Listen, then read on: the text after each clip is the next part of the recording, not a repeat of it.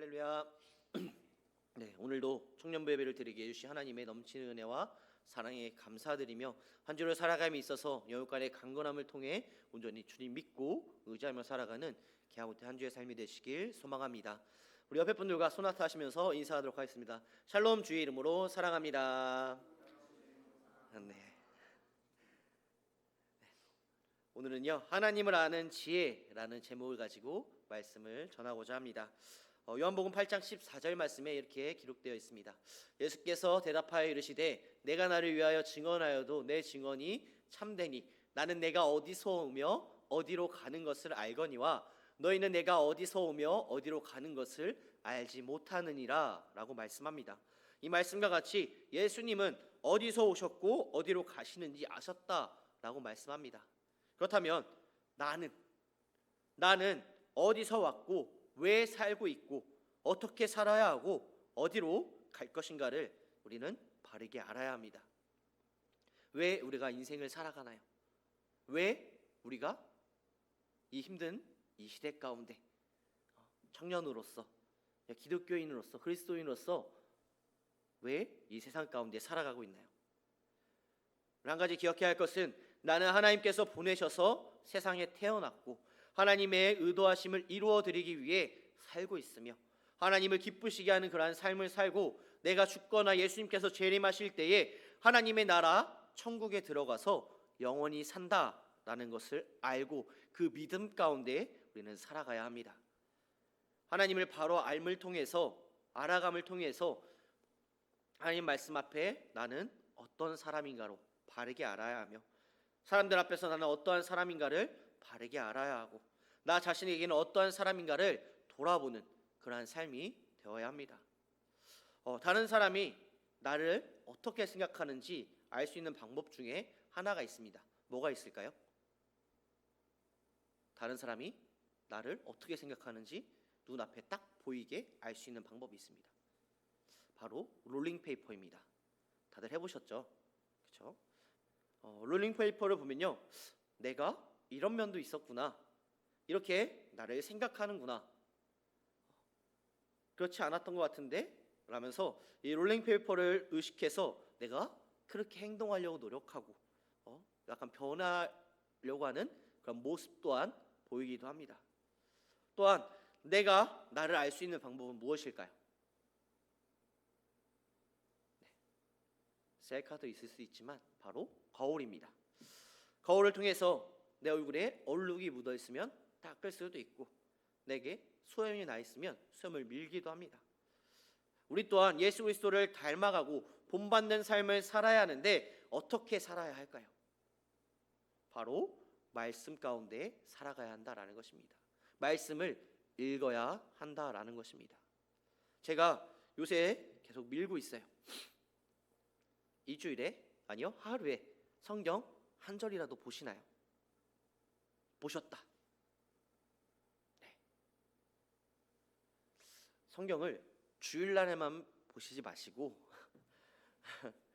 매일매일 한 절이라도 그냥 정말 내가 시간이 없다 이러면 성경책 이렇게 있잖아요. 성경책을 살짝 이렇게 탁 펴가지고 말씀 한 구절만 읽고 탁 덮어도 돼요. 그 정도로 우리가 하루하루를 살아가는 데 있어서 말씀을 읽어야 한다라는 것입니다. 예수 그리스도를 닮아가기 위해서 그분의 삶을 본받기 위해서 그리스도인으로서 이 세상을 살아가기 위해서는요, 말씀을 읽어야 합니다. 또한 말씀대로 행하는 그러한 삶을 살아내야 합니다. 오늘 본문은요, 율법교사의 두 가지 질문과 그에 대한 예수님의 답변으로 구성되어 있습니다. 먼저 첫 번째 질문은 무엇을 하여야 영생을 얻을 수 있습니까? 라는 그런 질문과 두 번째는 내 이웃이 누구인가요? 라는 그런 질문으로 이루어져 있습니다. 우리가 오늘 제목 하나님을 아는 지혜입니다. 하나님을 아는 지혜를 통하여서 우리의 삶이 변화되시길 소망합니다. 우리가 하나님을 알게 됨을 통해서 영생을 얻고 행함이 있는 그런 믿음으로 먼저 가져야 합니다. 믿음을 가져야 합니다. 율법교사와 같이 영생의 문제를 해결하지 못하고 행함이 없는 그런 믿음을 버려야 한다라는 말씀입니다. 오늘 읽은 본문 말씀에 누가복음 25절 말씀, 어떤 율법 교사가 일어나 예수를 시험하여 이르되 선생님 내가 무엇을 하여야 영생을 얻으리까? 라고 묻습니다. 율법 교사가 진실함이 없는 그런 마음으로 예수님을 시험하려고 예수님께 질문합니다.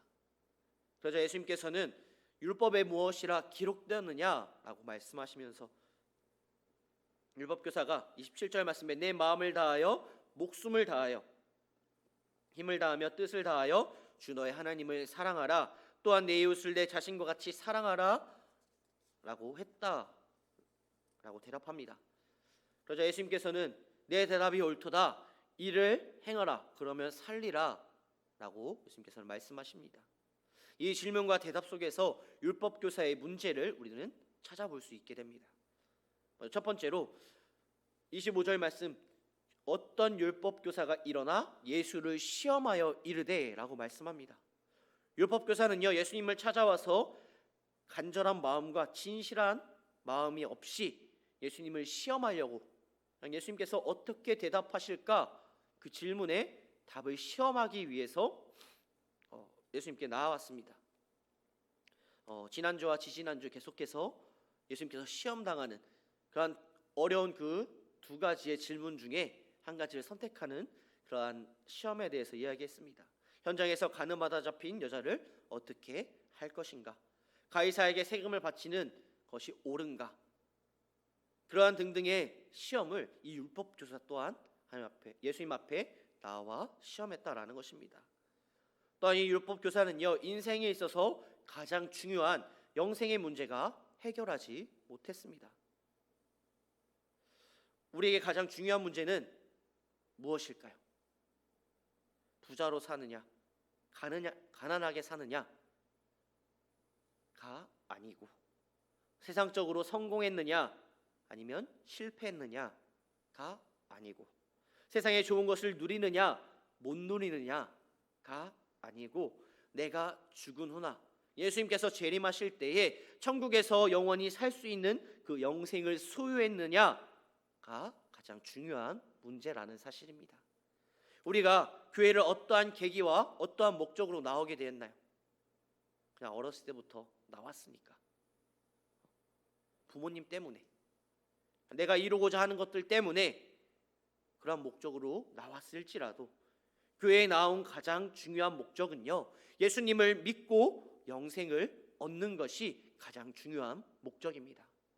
그런 목적을 이루며 살아가고 계신가요? 영생의 문제가 해결된 사람은요, 세상을 믿음으로 살고, 세상을 소망으로 살고, 세상을 사랑으로 살고, 감사와 기쁨과 찬송이 넘치는 행복한 삶을 살 수 있게 됩니다. 또한 율법교사는요, 율법을 알고 가르쳤지만 행함이 없었습니다. 28절, 내 대답이 옳도다, 이를 행하라, 그러면 살리라 하시니 라는 이 말씀과 같이 내가 말하는 것이 옳으니 그대로 행하라 라고, 그러면 내가 질문한 영생을 얻을 것이다 라고 예수님께서는 말씀하십니다. 율법교사는 말 그대로 율법을 많이 알아서 다른 사람에게 가르치는 그런 사람이었습니다. 예수님께서 보실 때에는 그는 율법을 알기는 알고 가르치기는 하지만 그대로 행하지 않았기 때문에 그에게 내가 알고 있는 대로 가르치는 대로 행하라 라고 예수님께서는 율법교사에게 말씀하십니다. 하나님을 사랑하는 것도, 이웃을 사랑하는 것도 내가 알고 가르치는 대로 그대로 실천하라 라는 말씀인 것입니다. 배고픈 자에게, 추위를 떠는 자에게, 고통받는 자에게 배불러라, 따뜻해라, 평안해라 라고 말만 하지 말고 그들에게 필요한 것을 주는 그런 실천하는 사랑을 하라 라고 말씀하고 있는 것입니다. 또한 두 번째로, 하나님을 아는 지혜를 통해 우리는 어떠한 삶을 살아야 하는가? 유혹과 시험을 이기고 믿음이 올라가야 합니다. 믿음이 레벨업 해야 한다라는 것입니다.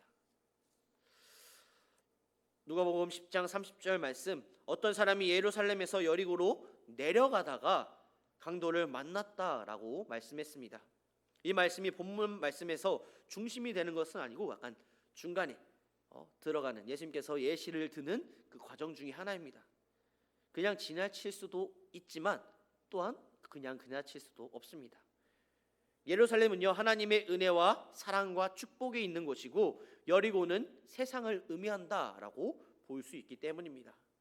그래서 성경에서 내려간다라는 말은요 좋은 표현이 아닙니다. 창세기 12장 10절 말씀에 아브라함이 가나안에 기근이 있다고 하나님의 약속을 믿는 그 믿음이 약해지고 의심이 생겨 애굽으로 내려갔다가 아내를 잃을 뻔했습니다. 또한 출애굽기 17장에는요 이스라엘이 아말렉과의 전쟁에서 하나님께서 승리하게 하시는 그 능력되는 그 모세의 기도하는 손이 내려오면 이스라엘이 패하는 그러한 일들을 보이셨습니다. 죽은 물고기는요 졸졸 흐르는 도랑물에도 쓸려 내려가지만 살아있는 물고기는 거센 물살에도 헤치고 올라갑니다. 죽은 믿음은, 내려간 믿음은 세상의 유행과 세상 풍속에 쓸려 믿음이 내려가고, 죽은 믿음은 육신의 정욕과 안목의 정욕, 이생의 자랑의 것에 쓸려서 믿음이 내려가게 되고, 죽은 믿음은 세상의 죄악에 쓸려서 믿음이 내려가지만 반대로 살아있는 믿음은 모든 것을 해치고 이기며 올라갑니다. 여리고로 내려가던 사람이 옷이 다 벗겨지는 수치를 당하고 있는 것을 다 빼앗기고 맞아서 거의 죽게 되었다라고 했습니다.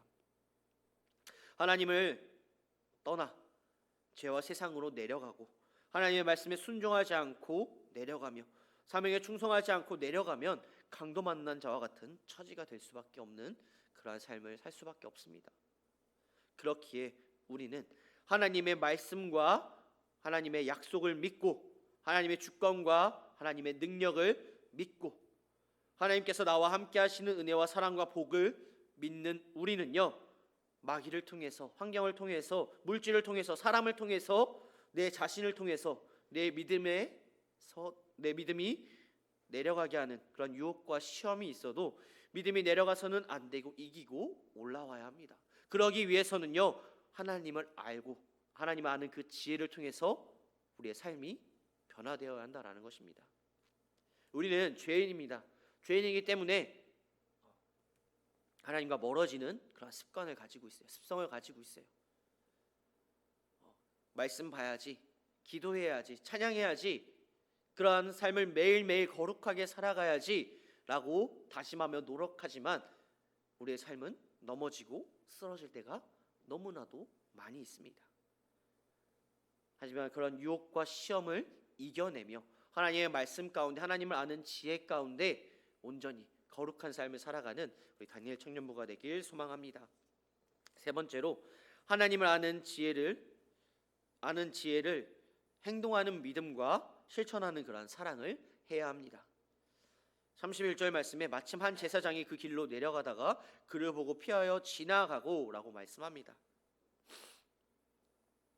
강도 만난 자의 이웃이 누구냐라고 물으시면서 예수님께서는 예시를 들어 설명하고 계십니다. 제사장은 하나님의 성전에서 제사의 직무를 맡은 자입니다.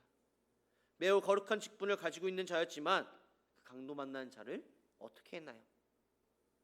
그냥 지나갔습니다. 결국 그 제사장은, 그에게 있는 거룩은 행함이 없는 거짓된 거룩이었고 그에게 있는 직분은 사랑이 없는 거짓된 직분이었습니다. 또한 32절 말씀에 보면요, 또 이와 같이 한 레위인도 그것에 이르러 그를 보고 피하여 지나가되 라고 말씀합니다. 레위인도 강도 만난 자를 보고 피하여 지나갔습니다. 레위인도 어떠한 자들이었나? 하나님의 성전에서 하나님께 드리는 제사를 돕는 자들이었습니다. 한마디로 지금으로 말하면 성가대, 교사 등등의 교회에서 직분을 맡은 자들을 의미합니다. 당시 유대인들은요 누구나 율법에 기록된 이웃 사랑의 계명을 알고 있었습니다. 하지만 문제는 이웃에 대한 그들의 개념이 매우 제한적이었다라는 것입니다. 오늘 이 강도 만난 자의 진정한 이웃이 누구라고 말했나요? 사마리아인입니다. 그들은요 자기들이 사랑해야 할 그 이웃의 대상에서 이방인을 제외시켰습니다. 당시 유대인들은요 유대인 가운데서도 또한 이방인처럼 살아가는 세리와 창녀 또한 같은 죄인들로 제외시켰습니다. 그들은 죄인들과는 함께 식사하는 것조차 부정하다고 여기며 금기시까지 하였습니다. 하지만 오늘 본문에서 강도 만난 자의 진정한 이웃은 누구였나요? 바로 이방인이었던 사마리아인이었습니다. 그렇게 우리는 어떠한 사랑으로 나아가야 하는가? 진정한 사랑은요, 행동하는 믿음과 실천하는 사랑입니다.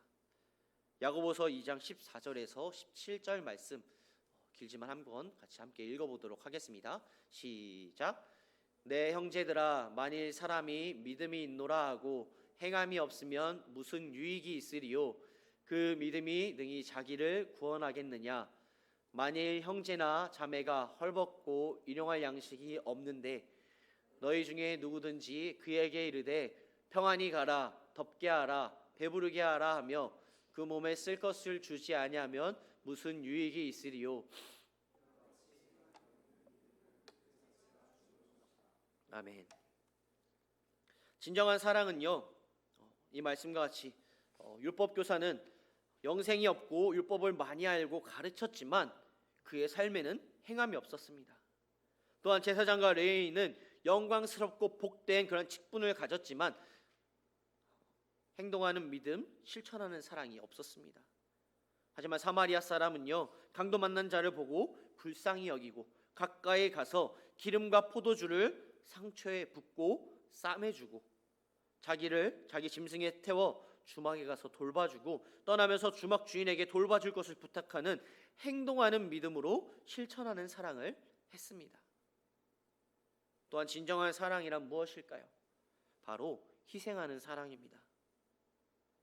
34절 말씀에 보면요, 가까이 가서 기름과 포도주를 그 상처에 붓고 싸매고 자기 짐승에 태워 주막으로 데리고 가서 돌보아 주니라 라고 말씀합니다.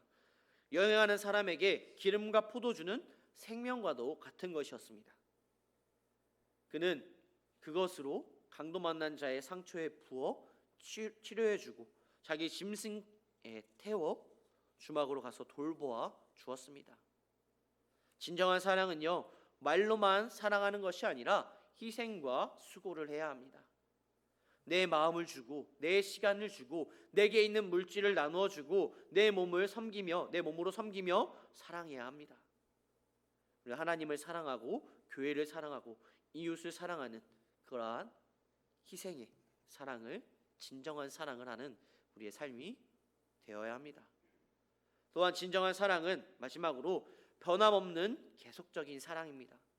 35절 말씀에 보면요, 그 이튿날 그가 주막 주인에게 데나리온 둘을 내어주며 이르되 사람을 돌보아 주라, 비용이 더 들면 내가 돌아올 때에 갚으리라 하였으니, 이 말씀과 같이 주막 주인에게 돈을 주면서 강도 만난 사람을 돌보아 달라라고 부탁하는 그런 계속적인 사랑을 보여줍니다. 자신의 이익을 생각하고 사랑에 대한 그런 대가를 바라는 사람은 계속적인 사랑을 할 수 없습니다. 자기의 이익을 바라지 않고 대가를 바라지 않고 사랑하며 오늘은 사랑하고 내일은 미워하는 그러한 변덕이 있는 사랑이 아니라 변함없이 계속적으로 사랑하는 우리의 삶이 되어야 합니다. 예수님께서 마지막에 율법교사에게 묻습니다. 내 생각에는 이 사람 중에 누가 강도 만난 자의 이웃이 되겠느냐라고 물으십니다. 나는 어떠한 자들인가요?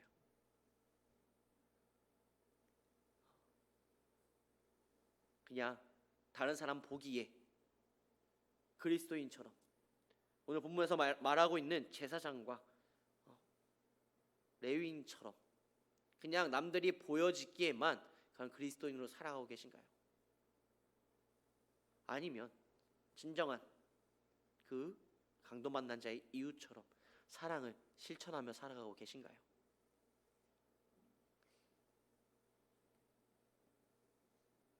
혹시 친구들 중에 내가 교회 다니지 않는다, 내가 교회 다니는 걸 모르는 친구가 있나요? 다들 알고 있나요? 내가 교회 다니는 거? 모른다. 없죠. 다들 내가 교회 다니는 거 알고 있죠. 예수님께서 묻습니다. 율법교사에게 누가 강도 만난 자의 이웃이 되겠느냐. 그럴 때 율법교사는요 이르되 자비를 베푼 자니이다. 그러자 예수님께서 말씀하십니다. 이르시되 너도 이와 같이 하라 하시니라. 오늘 말씀을 통해서 하나님은 어떤 분이고 이 말씀을 통해서 우리가 어떻게 살아가야 하는가. 말씀을 아는 지혜, 하나님을 아는 지혜를 통하여서 우리의 삶이 변화되시길 소망합니다. 우리가 세상 가운데 살아갑니다. 어쩔 수 없이 살아갈 수밖에 없어요. 하지만 그 가운데서 진정한 이웃으로, 진정한 그런 그리스도인으로서 살아가는, 나한테 이익이 되면 좋아하고 가까이 하는 것이 아니라 나에게 이익이 되지 않고 심지어 나를 욕하는 자들일지라도 그들을 품으며 용서하며 사랑으로 나아가는 그리스도인이 되시길 소망합니다. 말씀을 정리하려고 합니다. 하나님을 아는 지혜를 통해서 우리는 변화되어야 합니다. 왜냐? 하나님께서는요 전능하시기 때문입니다. 모든 것을 다 이끌어 가시고 우리의 삶을 주관하여 주시며 보호하여 주십니다. 우리가 하나님을 아는 그 지혜 가운데 우리의 삶이 변화되고 진정한 사랑으로 나아가는, 행함과 실천이 있는 사랑으로 나아가는 우리의 믿음의 삶이 되시길 소망합니다.